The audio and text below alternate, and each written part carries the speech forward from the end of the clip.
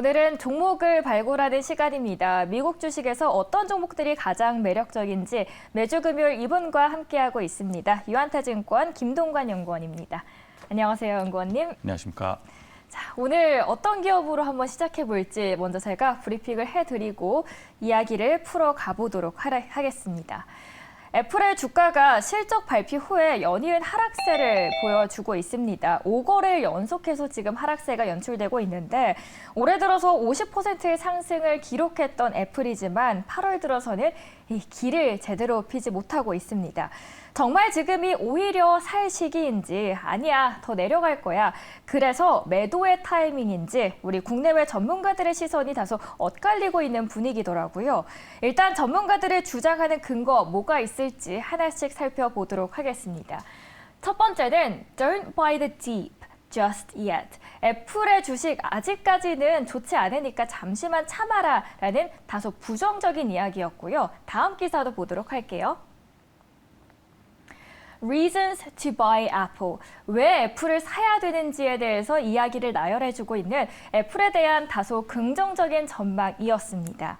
자, 그렇다면 앞선 부정적인 시각은 어떤 근거들 때문에, 어떤 이유들 때문에 이런 이야기가 나왔는지 살펴보도록 할게요.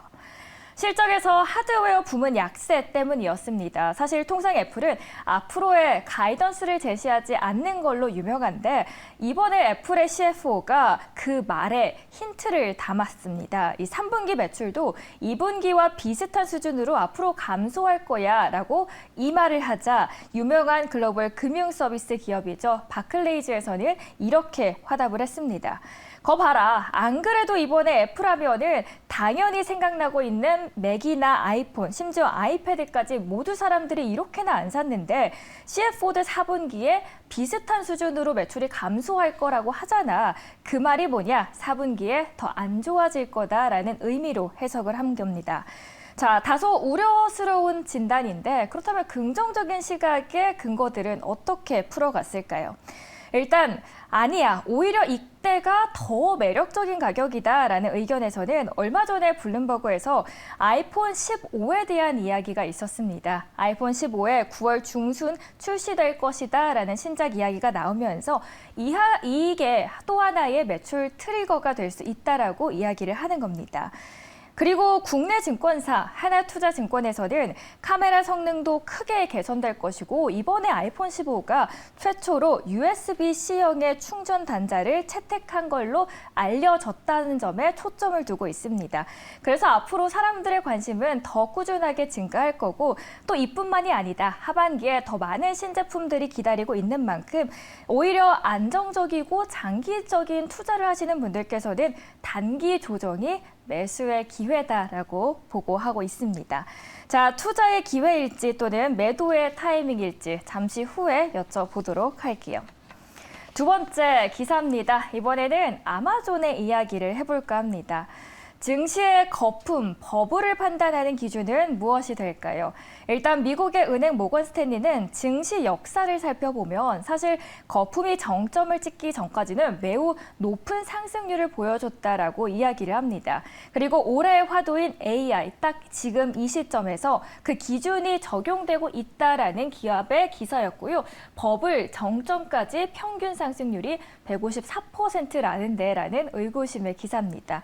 내용은 이랬습니다. 일단 역사적으로 거품이 정점에 도달하기 전까지 앞서 제목에서처럼 3년 전 154%의 상승률을 보여주고 있습니다.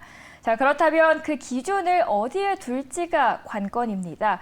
일단 스탠리 애널리스트는 엔비디아 주가를 AI 버블의 기준으로 삼는다면 현재는 이미 사실 후반부에 접어들었다라고 이야기를 합니다. 그 근거로는 올해 들어서 지난 4일까지 무려 200% 넘게 급등을 했고 주가가 3배나 올랐다라고 합니다.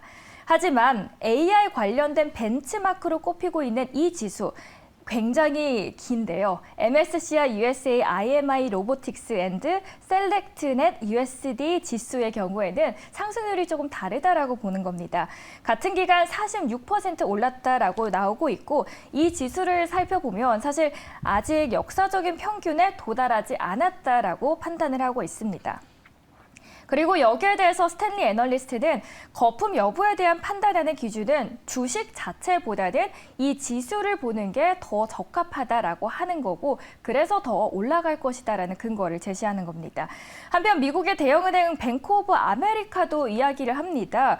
AI 열풍이 사실 과도하긴 한데 아직 사그라들 정도는 아니다라고 하고 있고 실질 금리가 아직 AI 거품을 꺼트릴 만큼 높지 않은 상황이다라고 합니다.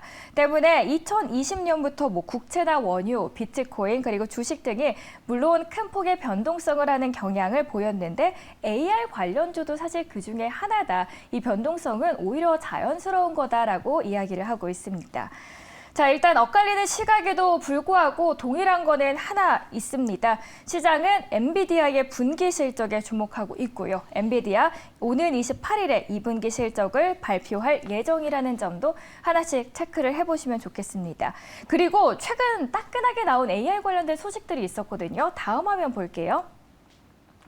일단 국내에 아마존 AI 스타트업을 육성 나서고 있다라는 기사였고요. 다음 화면도 있습니다. 엔비디아 누구나 쉽게 생성형 AI를 개발할 수 있는 플랫폼을 출시하겠다. 그러니까 AI에 관련된 꾸준한 긍정적이고 성장성 있는 기사들이 나오고 있다는 점입니다. 일단 저희 두 기업들을 살펴봤는데 연구원님, 첫 번째 애플부터 만나보고 올게요. 애플에 대한 실적, 구체적으로 엇갈리는 이야기들이 있는데 어떻게 판단을 하면 좋을까요? 네, 애플에 대해서 긍정적인 시각을 바라볼 수 있는 부분은 이렇게 힘든 상황 속에서도 아이폰의 매출액이 신흥국 쪽에서 사상 최고액을 기록을 했다라는 점에 있고요. 6월 달에 이제 기기를 변경하는 부분에 있어서 경쟁사에서 아이폰으로 넘어가는 그런 부분이 역대 최고치를 월 평균으로 봤을 때 나왔다라고 이렇게 얘기를 하고 있는 부분도 있고 지금 서비스 매출액 같은 경우에도 굉장히 고무적인 부분으로 나타나고 있다라는 점을 들 수가 있겠는데 지금 보시면 매출액 같은 경우가 말씀드린 대로 아이폰 매출액이 신흥국 쪽 그리고 중동 쪽에서 역대 최고치를 찍게 되면서 지금 818억 달러로 그래서 YOY 기준으로 마이너스 1.4% 감소를 했는데 이 부분도 환율 영향을 제거한다라고 했을 때는 플러스로 전환이 됐을 거다라고 이렇게 동사는 얘기를 하고 있고 서비스 매출액도 역대 최고치라고 말씀드렸는데 이 부분에 있어서 구독 매출액이 역대 최고치인 10억 달러를 넘어가는 그런 모습을 나타냈다라고 보이고 있습니다.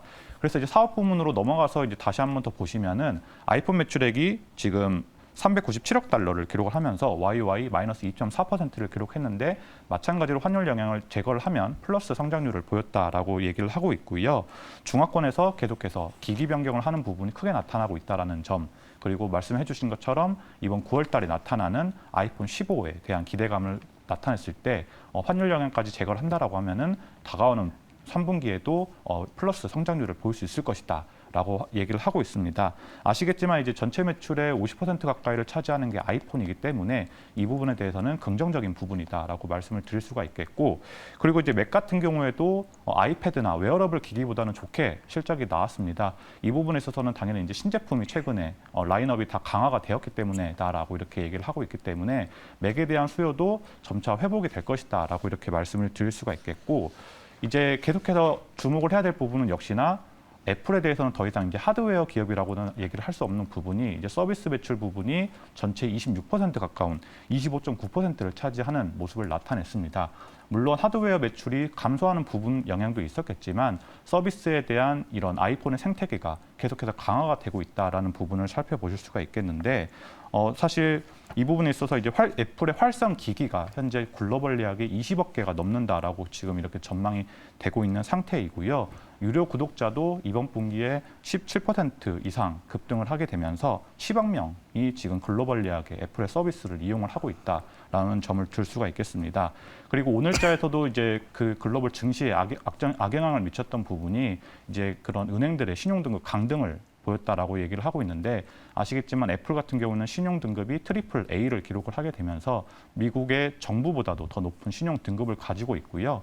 지금 애플의 이 예금 서비스를 이제 3개월 전에 이렇게 발표를 했는데 벌써 3.5개월 만에 100억 달러 이상의 예금 잔고가 모였다라고 이렇게 얘기가 되고 있는 모습까지 나타내고 있기 때문에 이러한 부분에서 지금 애플의 서비스 매출 총 이익률이죠. 이 GPM 같은 경우에는 70.5%를 기록을 하게 되면서 컨센서스를 상회를 하는 그런 모습을 나타내고 있습니다. 지금 애플의 기기가 100대 정도 팔리면 60에서 70%의 고객이 다른 애플의 기기를 사용하는 그런 충성도를 보이고 있다라는 점까지 든다라고 하면은 애플의 이런 서비스 매출이 앞으로도 계속해서 고공행진을 한다. 그럼에 따라서 현금흐름 창출을 더 높게 할 수 있는 그런 모습을 나타낼 수 있다라고 보시면 되겠습니다.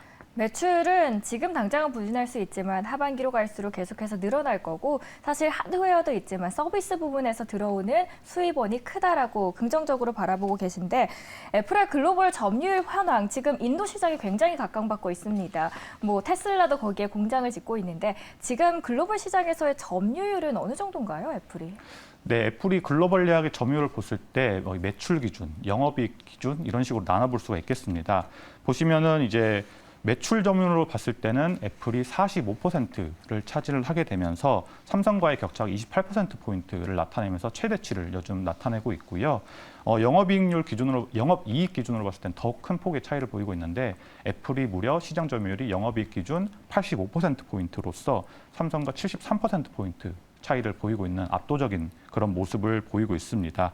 그렇기 때문에 이런 부분에서 역시나 고마진 제품, 서비스 매출 부분이 계속 증가하는 부분에 있어서 시장 점유율을 더욱더 압도하는 모습을 나타내고 있다라고 보시면 되겠고 앞서 말씀드렸던 것처럼 인도 시장이 지금 계속해서 이런 프리미엄 시장 수요가 강화가 되고 있는데 이 부분에 있어서도 지금 애플 같은 경우에는 $549, 즉 울트라 프리미엄 라인에 있어서의 시장 점유율이 59%를 차지하고 있기 때문에 이 부분 신흥국에서도 굉장히 탄탄한 저력을 보이고 있다라고 보시면 되겠습니다. 자, 그리고 애플이 전 재밌었던 게 끝까지 버티고 있었던 게 그 생성형 AI 쪽이었습니다. 그런데 이거 시장의 분위기 보니까 이거 우리도 안 들어가면 더 늦어지겠네라는 생각 때문에 애플 자체적인 생성형 AI에 대해 집중하고 있는데 거기에 대한 움직임, 사실 이번 실적 발표에서도 기대를 했는데 정확한 단어에 대한 이야기가 나오지 않아서 좀 실망감을 줬던 부분도 있거든요. 어떤 변화 예상되시나요? 네, 일단은 뭐 애플은 진짜로 이렇게 실질적인 서비스나 제품을 내놓기 전까지는 이렇게 말을 아끼는 그런 기업인 점을 들 수가 있겠는데 이 부분에서 어찌되었던 이 생성 AI 관련된 투자 규모를 늘리고 있다라고 언급을 했고요. 그리고 이제 애플에서 AJAX라고 하는 이 대형 언어 모델을 기반으로 한 챗 GPT 같은 모습을 지금 이미 개발을 됐다라고 지금 나오고 있습니다. 관련해서 또한 이제 대형 언어 모델 그런 인력들을 충원을 하고 있는 모습도 포착이 되고 있고요. 그리고 이제 다른 경쟁사들하고는